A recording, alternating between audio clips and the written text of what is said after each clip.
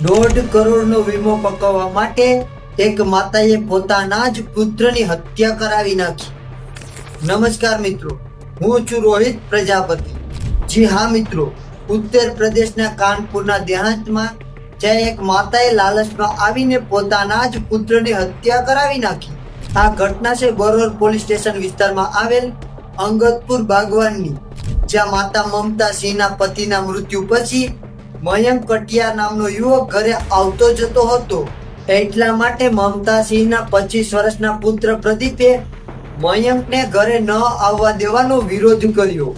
એટલા માટે પ્રદીપની માતા મમતાએ તેમના પ્રેમી મયંક સાથે મળીને તેમને મારવાનો એક ભયાનક પ્લાન બનાવ્યો.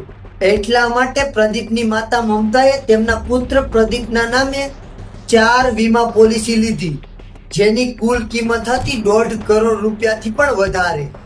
ત્યાર પછી મયંક અને તેમનો નાનો ભાઈ ઋષિએ પ્રદીપને હોટલમાં જમવા જવાના બહાને લઈ ગયા અને રસ્તામાં જ માથામાં હથોડો મારીને તેમની હત્યા કરી નાખી. એ પછી તેમની લાશને કાનપુર ઇટાવા હાઈવે પાસે ડેરાપુર નજીક ફેંકી દીધી અને બીજા દિવસે સવારે પ્રદીપનું લોહીથી લથપથ શરીર મળ્યું. ત્યારે તેનું મૃત્યુ વાહનની ટક્કરથી થયું હોવાનું લાગ્યું હતું. જોકે ગામમાંથી કોઈકે પ્રદીપની માતાનું મયંક સાથે અફેર છે એ વાત પોલીસના કાને નાખી દીધી હતી. અને જ્યારે પોસ્ટમોર્ટમ રિપોર્ટ આવ્યા ત્યારે તેમાં માથામાં ફ્રેક્ચર, હાડકાં તૂટેલા અને ઊંડા ઘા હોવાનું બહાર આવ્યું, જેનાથી સ્પષ્ટ થયું કે આ અકસ્માત નથી પરંતુ આ એક હત્યા છે. અને ત્યારે પોલીસે મોબાઈલ લોકેશન ટ્રેસ કર્યો અને ખબર પડી કે ઘટના સમયે પ્રદીપની માતા મમતા અને તેમનો પ્રેમી મયંક એ જ જગ્યાએ હતા.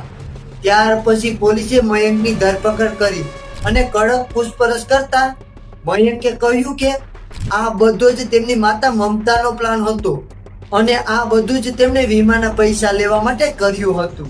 ત્યાર પછી પોલીસે મયંકનો નાનો ભાઈ ઋષિ કટિયારની પણ ધરપકડ કરી અને હત્યામાં વપરાયેલી હથોડી, પિસ્તોલ અને કાર જપ્ત કરી લેવામાં આવી છે.